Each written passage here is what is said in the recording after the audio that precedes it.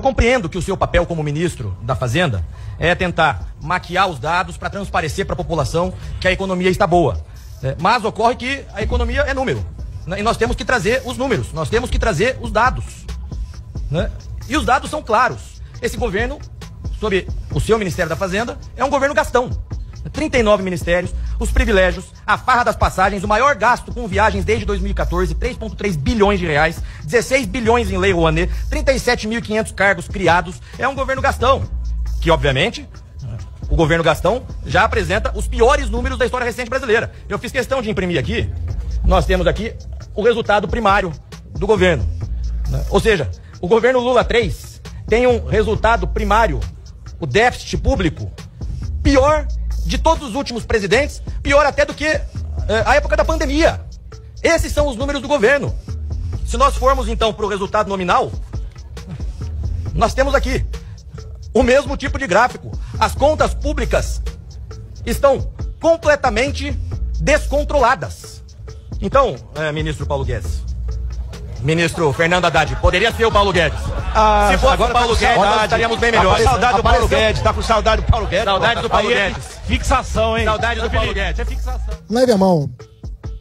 O que eu vou dizer com a mesma calma que eu tenho aqui. Mas não, assim, não vale a pena trabalhar com fake news.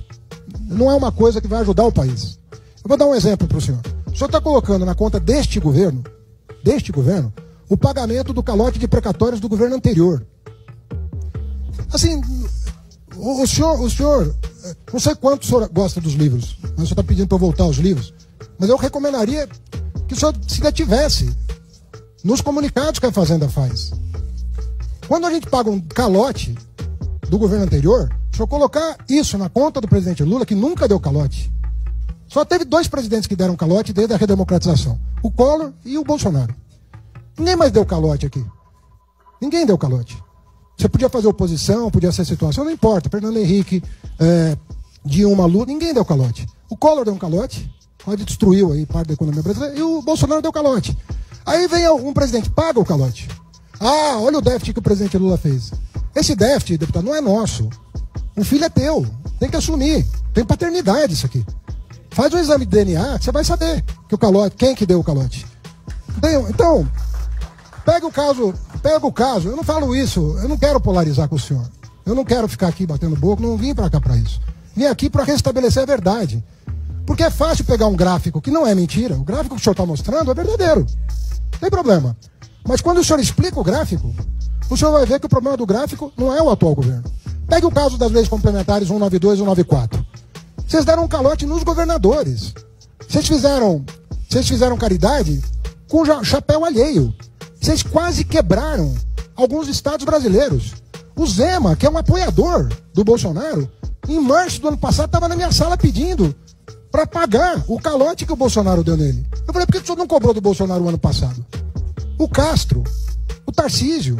O Tarcísio ficou 1 ano sem pagar a dívida de São Paulo por liminar do Supremo por causa do calote que o Bolsonaro deu no estado de São Paulo. Aí o estado de São Paulo ficou sem pagar a dívida. Foram 40 bilhões, deputado. Soma com 90 dos precatórios, quanto é que dá? E as filas do INSS? Vocês acumularam filas do INSS? É gente pobre, deputado. É gente pobre, deputado. Vocês não quiseram atender. Vocês não quiseram atender. A pandemia exigiria que o senhor acelerasse a fila e não retardasse a fila, como o senhor fez. 15 bilhões de reais de fila que foi pago o ano passado.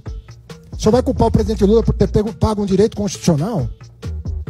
Deputado Felipe, não é bom isso. O resultado primário do ano passado é uma herança. Infelizmente. A partir desse ano, o senhor começa a nos cobrar. Porque esse é o primeiro orçamento nosso. O orçamento do ano passado é um orçamento que vocês fizeram. Vocês fizeram o orçamento do ano passado. E eu disse aqui, 60 bilhões já estava na piloa, que vocês encaminharam. 50 bilhões de Bolsa Família, 60 bilhões estava descoberto.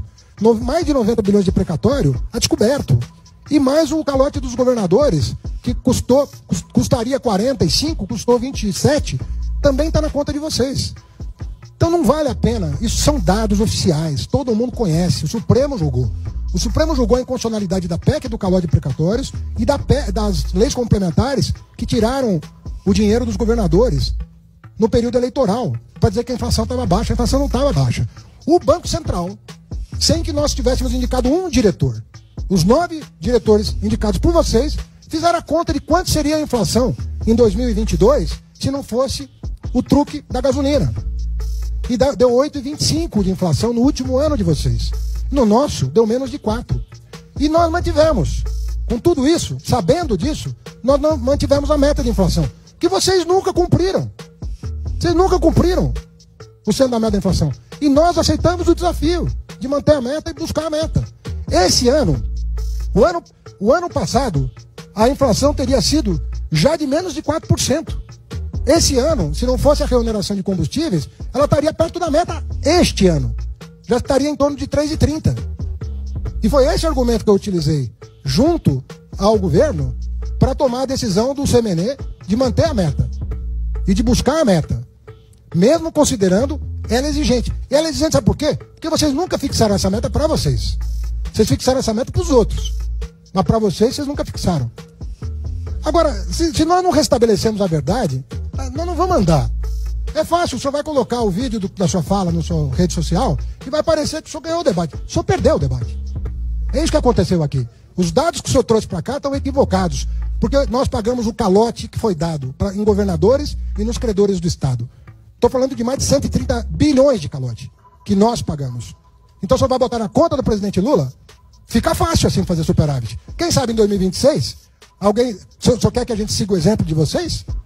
Para ficar bonito nas contas, no superávit fake que foi feito em 2022? Nós não vendemos patrimônio na Bacia das Almas. Não fizemos isso. Não fizemos isso. Né? Canibalizando a Petrobras, fazendo uma lei absurda de privatização da Eletrobras, absurda, sob qualquer parâmetro. Absurda. Não fizemos isso. Agora o senhor vem falar de tributação. Quem ganhava 2 salários mínimos pagava imposto no governo Bolsonaro. Quem ganhava 2 salários mínimos pagava imposto no governo Bolsonaro. E os amigos que tinham fundo offshore e fundo fechado, esse sim, amigos dos senhores, não pagavam nada. Nada. Nada. 300 milhões de reais em média depositados nos fundos fechados e offshore, 0 de imposto. 0. E o cidadão trabalhador foi registrado em folha, 2 salários mínimos, descontava imposto de renda. Esse é o sistema tributário que o senhor quer? Votaram, o PL votou contra a reforma tributária. Esse é o sistema tributário que vocês querem? Vocês queriam resgatar a CPMF. O secretário da Receita Federal, que foi embora depois, porque brigou lá com o Bolsonaro, o que ele queria? Ele queria a volta da CPMF. É isso que o senhor deseja? O senhor vai apresentar uma PEC propondo a volta da CPMF? Faça isso. O senhor vai ver o acolhimento que isso vai